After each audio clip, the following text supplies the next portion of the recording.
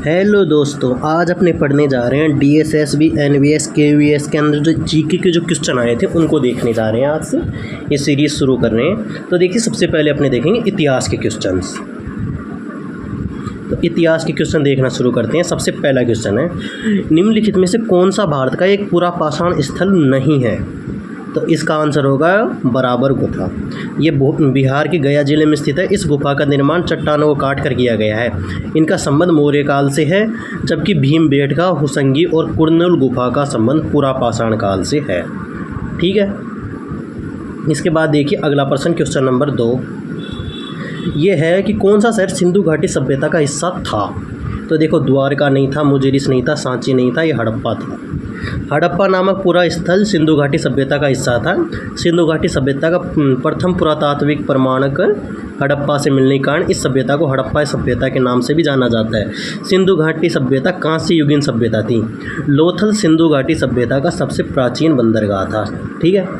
इसके बाद देखिए क्वेश्चन नंबर 3, सिंधु घाटी। इसके बाद देखिए क्वेश्चन नंबर 3, सिंधु घाटी सभ्यता एक डैश युग की सभ्यता थी। तो कौन से युग की सभ्यता थी? ये थी कांस्य युग की। नवपाषाण काल के अंत में धातु का इस्तेमाल शुरू हुआ। तांबा प्रथम धातु थी जिसका इस्तेमाल मानव ने किया था। पत्थर और तांबा दोनों के इस्तेमाल पर आधारित संस्कृति को ताम्र पाषाणिक संस्कृति कहते हैं। कांसा जो तांबा और रांगा के मिश्र धातु है की खोज इसी काल में हुई थी, अतः इसे कांस्य युग कहा जाता है। सिंधु घाटी या हड़प्पा घाटी सभ्यता को एक कांस्य युगीन सभ्यता थी, क्योंकि हड़प्पा के निवासी कांसे की ढलाई बड़े पैमाने पर करते थे और उस काम में प्रवीण थे। ठीक है। इसके बाद देखिए क्वेश्चन नंबर 4। क्वेश्चन नंबर 4 क्या है? मोहनजोदड़ो पाकिस्तान के सिंध प्रांत में पुरातत्व स्थल है।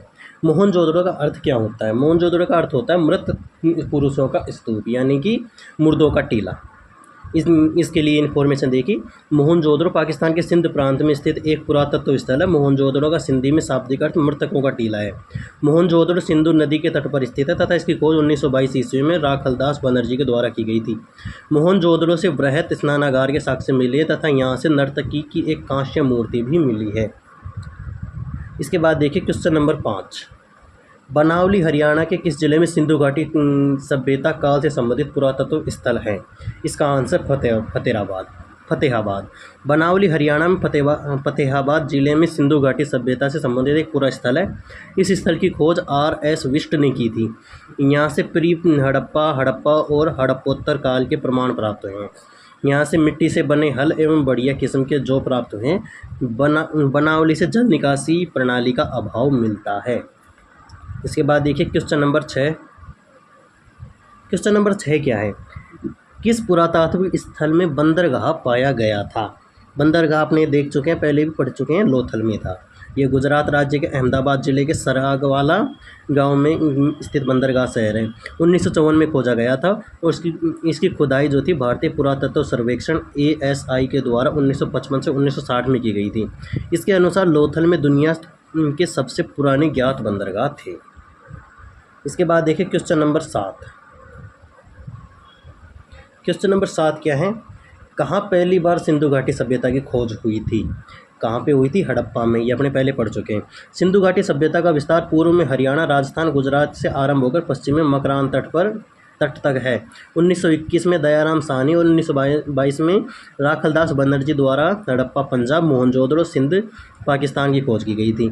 इस सभ्यता के प्रमुख स्थल रंगपुर गुजरात, चुनहुदड़ो, सुरकोदड़ो, मांडा, रोपड़, कालीबंगा और बनावली स्थित है। इसके बाद देखिए क्वेश्चन नंबर 8। क्वेश्चन नंबर 8 क्या है? सिंधु घाटी सभ्यता का बंदरगाह शहर कौन सा था? ये अपने पहले पढ़ चुके हैं, लोथल था। ये गुजरात में है और साबरमती नदी और उसकी सहायक भोगवा नदी के बीच में स्थित है। इस बंदरगाह शहर की खोज पुरातत्वविद ASR राव की अगुवाई वाली टीम ने की थी। ठीक है। इसके बाद देखिए क्वेश्चन नंबर 9। क्वेश्चन नंबर 9 क्या है? कौन सा मतलब पहला स्थान कौन सा था जहां सिंधु घाटी सभ्यता की खोज हुई थी? ये अपने पहले ही पढ़ चुके हैं, हड़प्पा। इसके बारे में इंफॉर्मेशन देखिए। सिंधु घाटी सभ्यता 2500 से 1750 ईसा पूर्व विश्व की प्राचीन नदी घाटी सभ्यताओं में से एक प्रमुख सभ्यता है।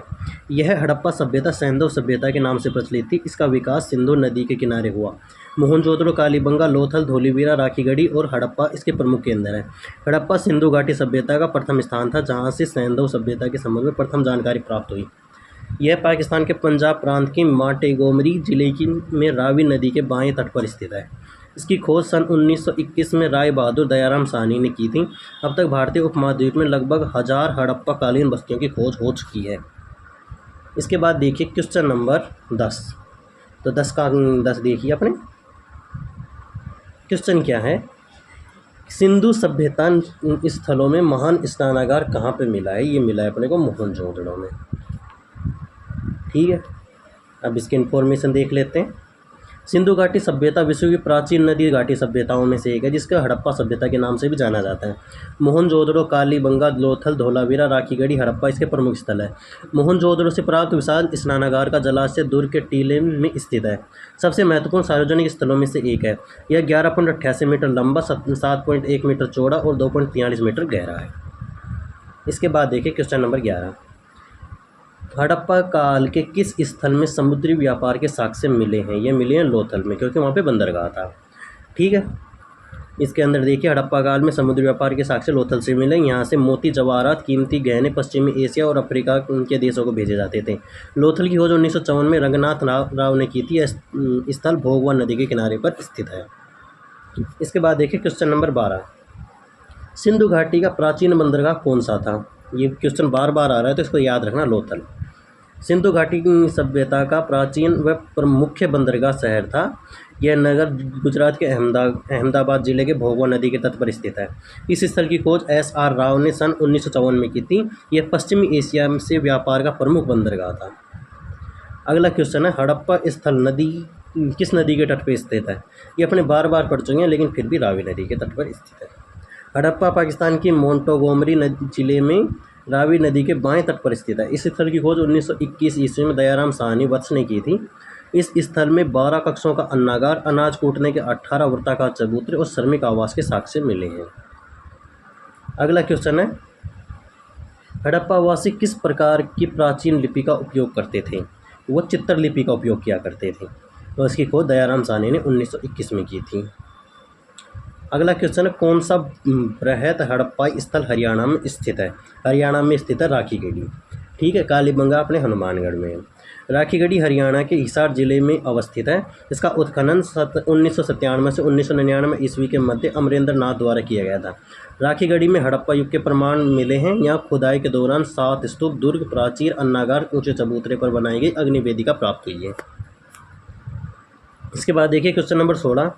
भारतीय का नाम जो मोहनजोदड़ो की खोज के साथ जुड़ा था, वो कौन थे? वो थे RD बनर्जी। मोहनजोदड़ो की खोज 1922 में RD बनर्जी ने की थी। यह स्थान पाकिस्तान के सिंध प्रांत के लकराना जिले में सिंधु नदी के दाएं तट पर स्थित है। यह क्षेत्रफल की दृष्टि से सबसे बड़े नगरों में से एक था। यहाँ से कांसे के नर्तकी की मूर्ति, सूती कपड़ा, पशुपति शिव की आकृति वाली मुहर और बेलनाकार मुहरों के साक्ष्य मिले हैं। इसके बाद देखिए प्रश्न नंबर 17। अश्वमेध यज्ञ प्राचीन भारतीय राजाओं द्वारा अपनी शाही संप्रभुता को साबित करने के लिए एक डैश की बलि था। क्या था? यह घोड़े की बलि दी जाती थी। मतलब घोड़े को भगाया जाता था, उसके बाद में जो इस राज्य में पहुँचे उसका, और लास्ट में घोड़े की बलि दे देते थे। इसका वो देखिए, अश्वमेध यज्ञ भारतवर्ष का एक प्रख्यात प्राचीनकालीन यज्ञ का नाम। इस यज्ञ का आयोजन प्राचीन भारतीय राजाओं द्वारा अपनी शाही संप्रभुता साबित करने के लिए एक अनुष्ठान के रूप में किया जाता था और घोड़े की बलि दी जाती थी। इस यज्ञ का उल्लेख वैदिक कालिक ग्रंथों तथा ऋग्वेद तथा ब्राह्मण ग्रंथों में मिलता है। पुष्यमित्र, शुंग तथा समुद्रगुप्त ने भी इसका आयोजन करवाया था। इसके बाद क्वेश्चन देखिए, किस वेद में श्वेतरोपनिषद सन्निहित है? ये यजुर्वेद के अंदर है। ये वाला जो उपनिषद है यजुर्वेद के इसमें सन्निहित है। इस प्राचीन संस्कृत पाठ है। इसे 108 उपनिषदों में मुक्ति का सिद्धांत में 14वें नंबर के रूप में सूचीबद्ध किया गया है। इस उपनिषद में 6 अध्यायों में 113 मंत्र या छंद हैं। अगला क्वेश्चन है, रामायण किसके द्वारा लिखित है? आपको पता ही होगा, रामायण वाल्मीकि जी के द्वारा लिखी गई थी। इसके बारे में देखिए, रामायण और महाभारत भारत के प्राचीन महाकाव्य। इसकी रचना ईसा पूर्व 4वीं शताब्दी में हुई थी। रामायण की रचना महर्षि वाल्मीकि ने की थी, जिसमें 24,000 श्लोक है, इसलिए इसे चतुर्विंशति सहस्त्र संहिता भी कहते हैं।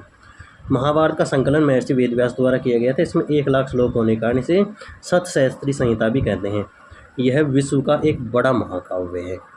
अगला क्वेश्चन है, भगवत गीता भारत के किस पौराणिक ग्रंथ से संबंधित है? ये महाभारत से संबंधित है। भगवत गीता का संबंध पौराणिक महाकाव्य महाभारत से संबंधित है। भगवत गीता मूलतः महाभारत के भीष्म पर्व का अंश है, जिसकी रचना महर्षि वेदव्यास ने की थी। गीता के कुल 18 अध्याय तथा 700 श्लोक हैं, जिसमें मुख्य रूप से ज्ञान, भक्ति, कर्मयोग मार्गों की विस्तृत व्याख्या की गई है। अगला क्वेश्चन है, भारत में सर्वाधिक प्रभावशाली दार्शनिकों में से एक शंकर का जन्म कहाँ पे हुआ था? ये हुआ था केरल में। भारत के सर्वाधिक प्रभावशाली दार्शनिक आदि शंकराचार्य का जन्म 8वीं शताब्दी में केरल में हुआ था। वे अद्वैत वेदांत सिद्धांत के प्रतिपादक थे। उन्हें भगवान शिव का अवतार माना जाता है। अगला क्वेश्चन है, भागवत गीता में कितने छंद हैं? ये इसके अंदर 700 छंद है। कुरुक्षेत्र की युद्ध भूमि में श्री कृष्ण ने अर्जुन को जो उपदेश दिया था, उसका संकलन श्रीमद् भागवत गीता के नाम से प्रसिद्ध है। यह महाभारत के भीष्म पर्व का अंग है। गीता में 18 अध्याय और 700 श्लोक है। अगला क्वेश्चन है, अणुव्रत का सिद्धांत किससे संबंधित है? ये सिद्धांत है जैन धर्म से संबंधित है। अणुव्रत सिद्धांत का प्रतिपादन जैन धर्म के द्वारा किया गया था। जैन धर्म के 5 प्रमुख शिक्षाएं सत्य, अहिंसा, अस्तेय, अपरिग्रह और ब्रह्मचर्य को अणुव्रत कहा जाता है। इसमें से 4 सिद्धांतों का प्रतिपादन पार्श्वनाथ द्वारा किया गया, जबकि अंतिम अर्थात ब्रह्मचर्य का सिद्धांत का प्रतिपादन महावीर के द्वारा किया गया था। इसके बाद अगला क्वेश्चन है, बुद्ध का जन्म कहाँ हुआ था? तो बुद्ध का जन्म अपने हुआ था लुम्बिनी में। गौतम बुद्ध का जन्म कपिल वस्तु के निकट लुम्बिनी में 563 ईसा पूर्व में शाक्य कुल के राजा शुद्धोधन के घर हुआ था। 6 वर्षों की कठोर साधना के पश्चात बोध गया में पीपल वृक्ष के नीचे उन्हें ज्ञान प्राप्त हुआ और गौतम से बुद्ध बन गए। उन्होंने सारनाथ में प्रथम उपदेश दिया और कुशीनगर या कुशीनारा में इन्हें महापरिनिर्वाण प्राप्त हुई। अगला क्वेश्चन है, कौन से राज्य को बौद्ध धर्म का उद्गम स्थल कहते हैं? बिहार को बौद्ध धर्म का उद्गम स्थल कहा जाता है। बिहार बौद्ध धर्म के पर्यटन स्थल, ऐतिहासिक धरोहर, अध्यात्म और संस्कृति का केंद्र रहा है। बिहार में प्रथम बौद्ध संगीति राजगृह, द्वितीय बौद्ध संगीति वैशाली और तृतीय बौद्ध संगीति पाटलिपुत्र का आयोजन हुआ था। इसलिए बिहार को बौद्ध धर्म का उद्गम स्थल कहते हैं। अगला क्वेश्चन है, वहाँ पे गौतम बुद्ध मतलब निम्न में से कौन गौतम बुद्ध के समकालीन थे? वो थे महावीर। महावीर गौतम बुद्ध के समकालीन थे। महावीर जैन धर्म के 24वें तीर्थंकर थे, जिन्होंने 6ठी शताब्दी में ईसा पूर्व के जैन आंदोलन का प्रवर्तन किया था। नागार्जुन कनिष्क के दरबार का महान विभूति थे तथा उनकी तुलना मार्टिन लूथर से की जाती है। इन्हें भारत का आइंस्टीन भी कहा जाता था। कौटिल्य या विष्णुगुप्त चंद्रगुप्त मौर्य के प्रधानमंत्री थे, जिन्होंने अर्थशास्त्र की रचना की थी। अगला क्वेश्चन है, कौन से बौद्ध स्थल में पत्थर तराशे शिल्प नहीं है? पत्थर से तराशे शिल्प नहीं है, वो है नागार्जुन कोंडा में। पत्थरों को काटकर बनाई जाने वाली स्थापत्य कला वाले प्रमुख बौद्ध स्थल हैं अजंता, कारले, नासिक, कनेरी इत्यादि, जबकि नागार्जुन कोंडा पत्थर से तराशे शिल्प के तहत नहीं आता। एक स्तूप है जिसे बौद्ध स्मारक के साथ प्राचीनतम ईंट मंदिर भी है। अगला क्वेश्चन है, भारतीय दर्शन डैश स्कूल है जिन्हें षड दर्शन के नाम से भी जाना जाता है। ये 6 स्कूल हैं। 6 रूढ़िवादी स्कूलों को षड दर्शन कहा जाता है, जिसमें न्याय, सांख्य, योग, वैशेषिक, पूर्व मीमांसा तथा उत्तर मीमांसा, वेदांत दर्शन शामिल है। इन विचारधाराओं में से अधिकांश कर्म और पुनर्जन्म के सिद्धांत में विश्वास रखते हैं। मोक्ष को जन्म और मृत्यु के चक्कर से मुक्त माना जाता है और यह मानव जीवन का अंतिम लक्ष्य है। अगला क्वेश्चन है, बौद्ध परिषदों की संख्या कितनी है? तो बौद्ध परिषदों की संख्या है 6। बौद्ध संघ के अंतर्गत कुल 6 बौद्ध परिषदें आयोजित हुई थी।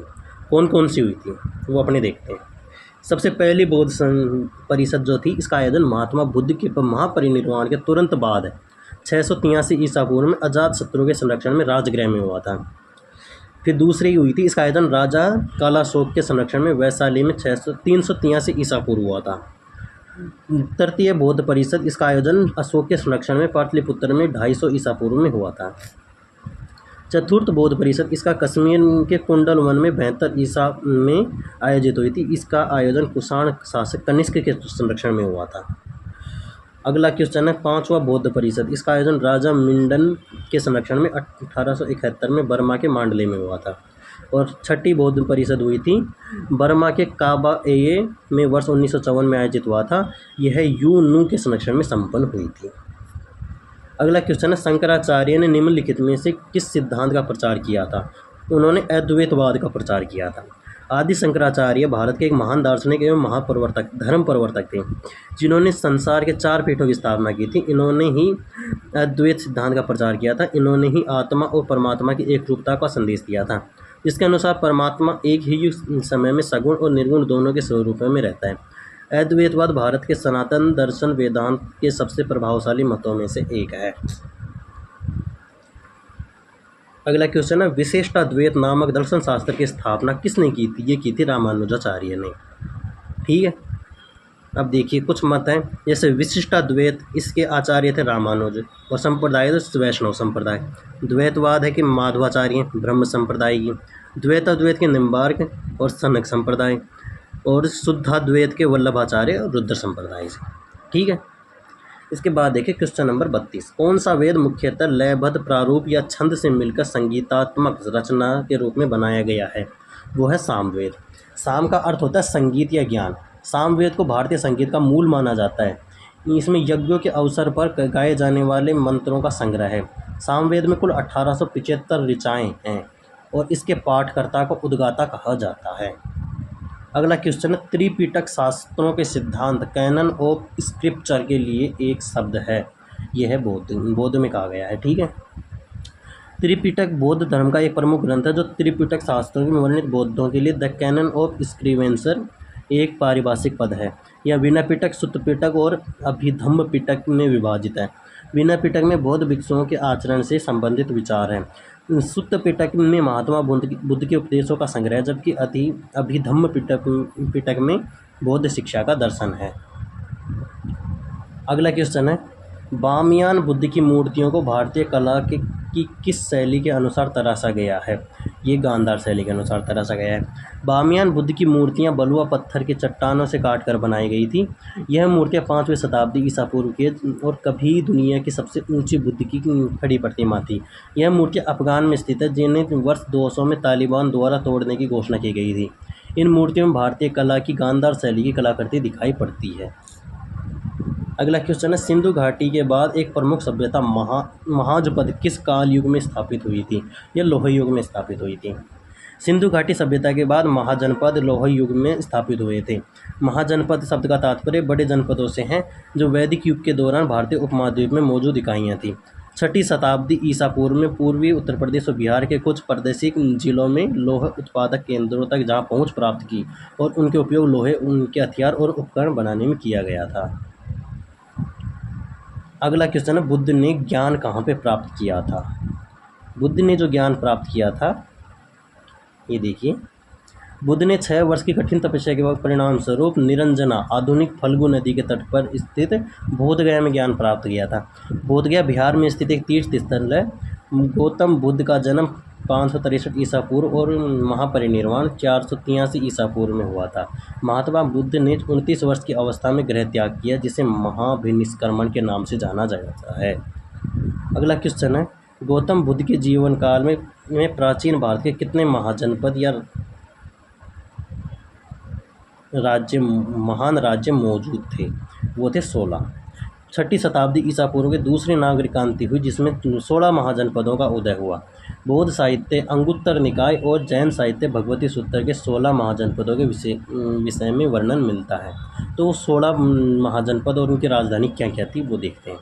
काशी की वाराणसी, अंग चंपा, कोसल की राजधानी थी श्रावस्ती, वत्स कौशाम्बी, मगध गिरिब्रज राजगृह, वज्जी की वैशाली, मल्ल का कुशीनगर, मत्स्य के विराटनगर, कुरु की इंद्रप्रस्थ, चेदी की शक्तिमती, कम्बोज की हाटक। इसके बाद है गांधार की राजधानी तक्षशिला, पांचाल अहिच्छत्र, अवंती महिष्मती, सूरसेन मथुरा, अस्मक की पोटन या पोटली।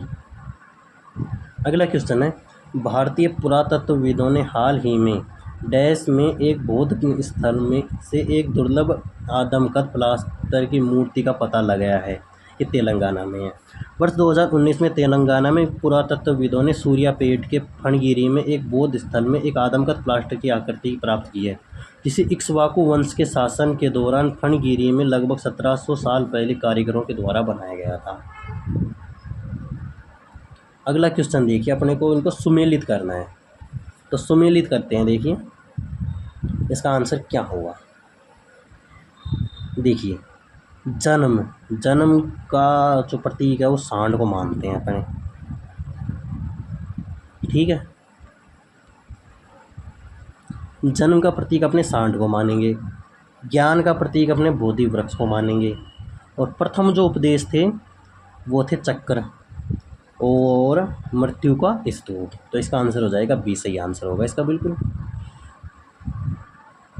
अगला क्वेश्चन है, बुद्ध और महावीर निम्नलिखित में से किस महाजनपद में से आते थे। इसका जो आंसर है वो अपने दिया नहीं हुआ। महावीर स्वामी जैन धर्म के 24वें और अंतिम तीर्थंकर थे, जिनका जन्म 540 ईसा पूर्व में कुंडग्राम वैशाली में हुआ था, जो वज्जी महाजनपद के अंतर्गत आता था। बौद्ध धर्म के संस्थापक गौतम बुद्ध का जन्म 563 ईसा पूर्व में कपिलवस्तु के लुम्बिनी नामक स्थान पर हुआ था।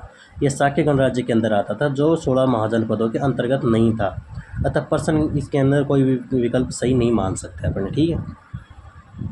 अगला क्वेश्चन है, निम्नलिखित में से कौन सा महायान बौद्ध दर्शन तथा हीनयान बौद्ध दर्शन के बीच सर्वाधिक बुनियादी अंतर है।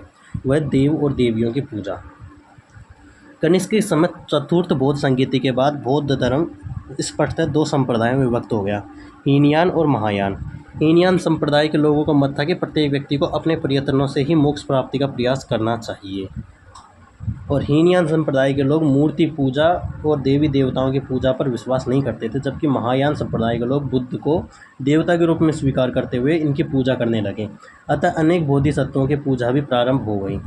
इसके अनुसार बुद्ध मानव के दुख त्राता के रूप में अवतार लेते रहे हैं। इनके अगला जन्म मैत्रेयी के रूप नाम से होगा। अगला क्वेश्चन है, मोहम्मद पैगंबर का जन्म कहाँ पे हुआ था। इनका जो जन्म हुआ था वो मक्का में हुआ था। इस्लाम धर्म के संस्थापक हजरत मोहम्मद थे। इनका जन्म 570 ईस्वी में मक्का में हुआ था। हजरत मोहम्मद का 610 ईस्वी में हुआ था। मक्का के पास हीरा नामक गुफा में ज्ञान प्राप्त हुआ। पैगंबर हजरत मोहम्मद की मक्का से मदीना की यात्रा इस्लाम जगत में हिजरी संवत कहलाती है। कुरान इस्लाम धर्म का पवित्र ग्रंथ है।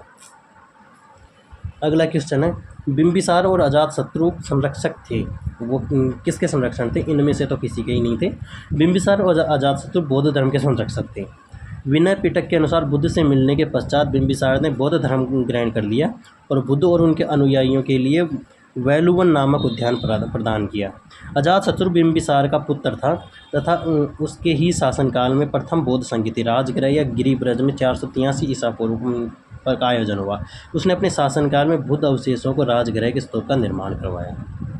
अगला क्वेश्चन है, मौर्य राजवंश के प्रथम शासक कौन थे।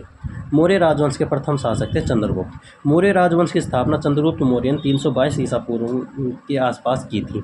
यह सिंधु और गंगा दोनों के मैदानों को नियंत्रित करता था और इसका साम्राज्य पूर्वी तथा पश्चिमी महासागरों तक फैला हुआ था। इसकी राजधानी पाटलिपुत्र थी। इस काल के 3 प्रमुख शासक चंद्रगुप्त, बिंबिसार और अशोक थे। अगला क्वेश्चन है, कौन राजा अशोक का पुत्र नहीं है। तो कैवल्य अशोक का पुत्र नहीं है, बाकी कुणाल, तिवाला और महेंद्र तीनों अशोक के पुत्र हैं। सम्राट अशोक ने अपने पुत्र महेंद्र और पुत्री संघमित्रा को बौद्ध मिशनरी के कर्तव्यों को पूरा करने के लिए सीलोन श्रीलंका भेजा था। कुणाल के बारे में है, यह सम्राट अशोक के और रानी पद्मावती के पुत्र थे। तिवाला सम्राट अशोक और कुरुवाकी के पुत्र थे। और जालोग एक सम्राट अशोक के पुत्रों में से एक था। उनका उल्लेख कलहण की राज तरंगिणी में किया गया था। अगला क्वेश्चन है कि इनमें से कौन सा सही है। तो देखिए सही कौन सा है कि मेगास्थनीज सेल्यूकस निकेटर का राजदूत था, बिल्कुल सही है। अशोक ऐसे पहले शासक थे जिन्होंने अभिलेखों द्वारा जनता तक अपने संदेश पहुंचाने की कोशिश की थी, बिल्कुल सही है। दोनों सही है, तो बी आंसर बिल्कुल सही होगा। अब इसके बारे में देखिए, मेगास्थनीज सेल्यूकस निकेटर का राजदूत था जो चंद्रगुप्त मौर्य के दरबार में आया था। यह यूनान का निवासी था। मेगास्थनीज ने इंडिका नामक पुस्तक लिखी थी जिसमें मौर्य युगीन समाज और संस्कृति के बारे में जानकारी मिलती है। प्राचीन भारतीय इतिहास में अशोक पहला शासक था जिसने अभिलेखों के माध्यम से जनता तक संदेश पहुंचाने की कोशिश की थी। अशोक के उत्कीर्ण लेखों के लेखन प्रणाली के सबसे प्राचीन माना जाता है। उसके अभिलेख 4 लिपियों ब्राह्मी, खरोष्टी, अरमाइक और यूनानी हैं। अशोक के प्राप्त अभिलेखों की संख्या 33 से अधिक है। सर्वप्रथम 1837 ईस्वी में जेम्स प्रीसेप ने अशोक के दिल्ली टोपरा अभिलेख को पढ़ने की सफलता प्राप्त की थी। तो ये दोनों कथन अपने पास सही हो जाते हैं। अगला क्वेश्चन है, यूनानियों द्वारा निम्नलिखित में से किस भारतीय राजा को अमित्रोचेट्स द्वारा दुश्मनों का संहार करने वाला राजा कहा है? ये बिंदुसार को कहा है। बिंदुसार को अमित्रोचेट्स अर्थात दुश्मनों का संहार करने वाला राजा कहा है। बिंदुसार 298 से 272 ईसा पूर्व चंद्रगुप्त मौर्य का पुत्र था, जो इसकी मृत्यु के पश्चात गद्दी पर बैठा था। इसने अपने पिता द्वारा विजित क्षेत्र का पूर्ण रूप से अशून्य बनाए रखा। बिंदुसार के दरबार में डाइमेकस नाम एक दूत आया था। इसके बाद देखिए, अशोक द्वारा निम्नलिखित में से किए गए धर्म महामात्रों के कर्तव्यों का उनके निम्न अभिलेखों में उल्लेख मिलता है। कौन कौन से में मिलता है? एक तो मिलता है पंचम में और एक मिलता है षष्ठ शिलालेख में। इन दोनों में मिलता है। तो इन देखिए, अशोक मौर्य वंश का प्रसिद्ध शासक था। अशोक के अभिलेखों को 3 भागों में बांटा गया है: शिलालेख, स्तंभलेख और गुहालेख। अशोक के शिलालेख की संख्या 14 है। इसके 5वें तथा 6ठे शिलालेख में धर्म महामात्रों के कर्तव्यों का उल्लेख है। अशोक के शिलालेखों की खोज 1750 में टी फैंथेलर ने की थी तथा पढ़ने की सफलता 1837 ईस्वी में जेम्स प्रिंसेप को मिली थी। अगला क्वेश्चन है, यह एक बड़ा और सुंदर शहर है। यह चारों ओर से एक विशाल दीवार से घिरा है, जिसमें 570 मीनारें और 64 द्वार हैं। 2 और 3 मंजिल के घर लकड़ी और मिट्टी की ईंटों से बने हैं। राजा का महल भी काष्ठ निर्मित और पत्थरों की नक्काशी द्वारा अलंकृत है। बाघों और पक्षियों को रखने के लिए निर्मित बाड़ों से घिरा है। यह किस स्थान का विवरण है? ये पाटलिपुत्र का विवरण है। पाटलिपुत्र नगर के बारे में दिया गया है। यह विवरण यूनानी राजदूत मेगास्थनीज द्वारा लिखित पुस्तक इंडिका में दिया गया था। मेगास्थनीज चंद्रगुप्त मौर्य के दरबार में राजदूत बनकर आया था। पाटलिपुत्र नगर का स्थापना सम्राट अजातशत्रु के उत्तराधिकारी उदयन ने की थी। अगला क्वेश्चन है, चंद्रगुप्त मौर्य कौन था? चंद्रगुप्त मौर्य जो था अशोक का दादा था। चंद्रगुप्त मौर्य की गणना भारत के महान शासकों में होती है। वह भारत के प्रथम ऐतिहासिक सम्राट थे जिन्होंने मौर्य वंश की स्थापना की थी। चंद्रगुप्त का उत्तराधिकारी बिंदुसार हुआ तथा बिंदुसार का उत्तराधिकारी अशोक महान था। इस संबंध से चंद्रगुप्त मौर्य अशोक महान का दादा हुआ। अगला क्वेश्चन है, गौतमी पुत्र श्री सातकर्णी किस वंश के राजा थे? ये थे सातवाहन वंश के। गौतमी पुत्र सातकर्णी सातवाहन वंश के राजा का महानतम शासक थे। इनकी माता बलाश्री के नासिक अभिलेख में इन्हें एकमात्र ब्राह्मण और अद्वितीय ब्राह्मण कहा गया है। आंध्र सातवाहन 60 ईसा पूर्व से 230 ईसा पूर्व वंश का संस्थापक सिमुक था। इनकी राजधानी प्रतिष्ठान वर्तमान में महाराष्ट्र थी। पुराणों में इस वंश को आंध्र कहा गया है। अगला क्वेश्चन है, किस इंडो बैक्टीरियाई शासक ने भारत में यूथिमेनिड साम्राज्य की नींव रखी थी? ये रखी थी डियोट्रियस फर्स्ट ने। डियोट्रियस फर्स्ट इंडो बैक्टीरियाई शासक ने भारत में यूथिडेमिड साम्राज्य की नींव रखी थी। यह राजवंश 230 ईसा पूर्व में स्थापित एक हेलेनिस्टिक राजवंश था, जिसने 230 ईसा पूर्व में 10 से 10 ईसा पूर्व तक ग्रीको बैक्टीरियन और इंडो ग्रीक साम्राज्यों के शासन किया था। इसका अंतिम शासक स्ट्रैटो की मृत्यु पर हो गई थी। ठीक है। अगला क्वेश्चन है, प्राचीन भारत के राजा कनिष्क निम्नलिखित में से किस राजवंश से संबंधित थे? ये कुषाण राजवंश से संबंधित थे। कनिष्क का संबंध कुषाण वंश से था। कुषाण वंश का संस्थापक कुजुल कडफिसेस था। कनिष्क ने 78 ईस्वी में शक संवत चलाया था। कनिष्क बौद्ध धर्म का संरक्षक तथा इसके शासनकाल में चतुर्थ बौद्ध संगीति का आयोजन वसुमित्र की अध्यक्षता में कुंडल वन कश्मीर में हुआ था। इसे बौद्ध संगीति में बौद्ध धर्म हीनयान या महायान 2 भागों में बंट गया था। अगला क्वेश्चन है, अश्वघोष जो राजा डैश के दरबार में रहता था, उसने बुद्ध रचित लिखी थी। वो था कौन था? कनिष्क के दरबार में रहता था अश्वघोष कुषाण नरेश कनिष्क के समकालीन बौद्ध महाकवि और दार्शनिक थे। ये कनिष्क के राजकवि भी थे। इसके द्वारा रचित बुद्ध रचित संस्कृत का महाकाव्य है। अश्वघोष द्वारा रचित इन कृतियाँ सौंदरानंद काव्यम, सरीपुत्र प्रकरणम आदि हैं। अगला क्वेश्चन है, कनिष्क महान जो डैश राजवंश के तुरुष्क सम्राट थे, उन्होंने गांधार स्कूल की यूनानी बौद्ध कला को प्रोत्साहित किया था। ये कुषाण राजवंश के तुरुष्क सम्राट थे। कनिष्क कुषाण वंश के सबसे प्रतापी शासक थे। कनिष्क भारतीय इतिहास में अपनी विजय, धार्मिक प्रवृत्ति और साहित्य आदि के लिए विख्यात था। कनिष्क के काल में सर्वाधिक विकास कला के क्षेत्र में हुआ। गांधार शैली में निर्मित बुद्ध तथा बोधिसत्व मूर्तियाँ ही विशेष रूप से उल्लेखनीय हैं। इस शैली को यूनानी बौद्ध इंडो ग्रीक रोमन कला भी कहा जाता था। मथुरा शैली में अनेक स्तूप मूर्तियों का भी निर्माण हुआ है। अगला क्वेश्चन है, भरमौर में सबसे बड़ा मंदिर कौन सा है जो हिमाचल प्रदेश के गुप्त युग के बाद का हिंदू मंदिर है? ये लक्षणा देवी मंदिर है। भरमौर स्थित सबसे बड़ा मंदिर लक्षणा देवी का मंदिर है जो हिमाचल प्रदेश के गुप्त युग के बाद का हिंदू मंदिर है। यह देवी दुर्गा के महिषासुर मर्दिनी के रूप को समर्पित है। ये 7वीं शताब्दी के उत्तरार्ध का है और भारत के सबसे पुराने अवशिष्ट लकड़ी के मंदिरों में से एक है। अगला क्वेश्चन है, विक्रमादित्य की उपाधि किसने धारण की थी? तो इसका आंसर देखिए, गुप्त वंश की स्थापना श्रीगुप्त ने की थी। इस राजवंश का सबसे प्रतापी शासक चंद्रगुप्त द्वितीय था। उन्होंने शकों पर विजय का उपलक्ष्य में 57 ईसा पूर्व में एक नया विक्रम संवत के नाम से प्रारंभ किया।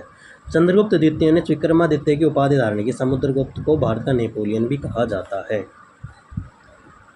अगला वंश है गुप्त वंश 320 से 504 इसके शासन के दौरान कुतुब मीनार के नज़दीक लोह स्तंभ पर किसका साधिकार है?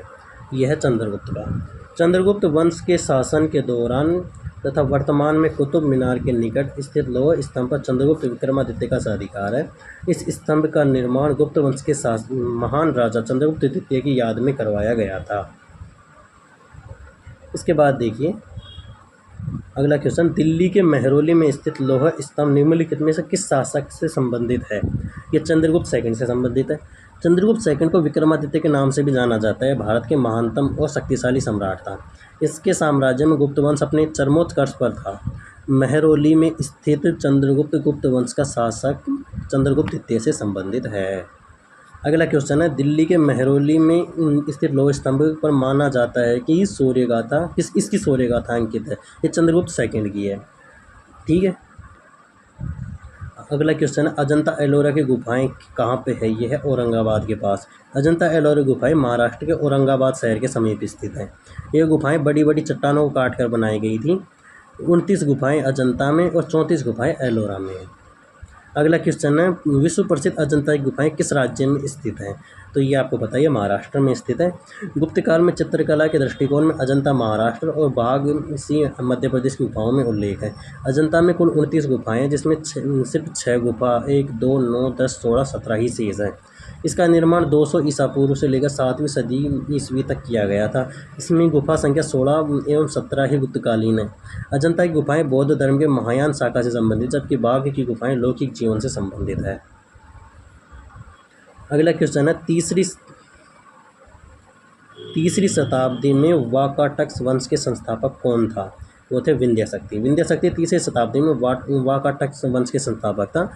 उसके बाद उसका पुत्र प्रसरसेन प्रथम राज सिंहासन पर बैठा। उसके काल में वाकाटक राज्य बुंदेलखंड से लेकर हैदराबाद तक फैल गया। यह सम्राट की उपाधि धारण करने वाला वाकाटक वंश का प्रथम शासक था।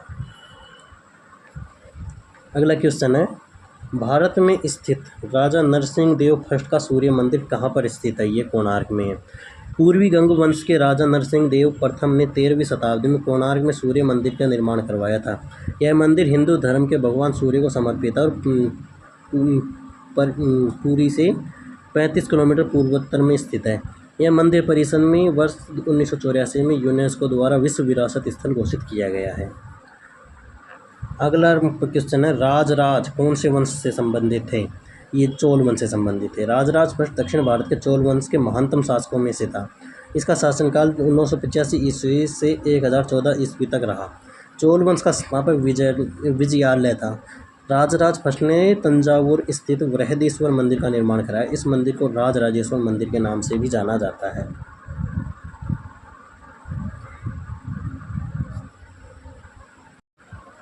अगला क्वेश्चन है, किसे सबसे शक्तिशाली चोल शासक माना जाता था?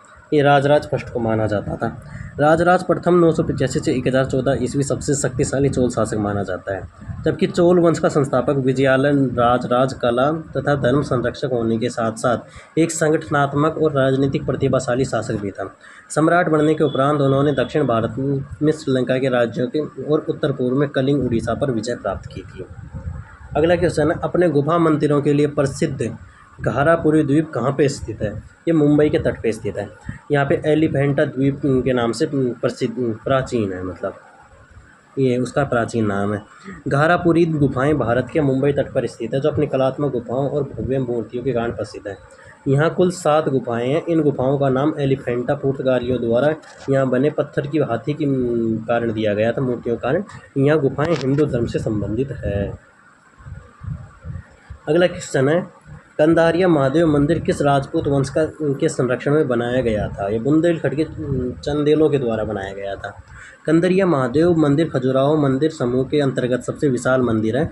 इस मंदिर का निर्माण 1025 से 1050 ईस्वी के बीच बुंदेलखंड के चंदेल शासक राजा धंगदेन के द्वारा बनवाया गया था। भगवान शिव को समर्पित यह मंदिर मध्य प्रदेश में स्थित है, जो स्थापत्य की एक अप्रतिम निर्माण छवि प्रस्तुत करता है।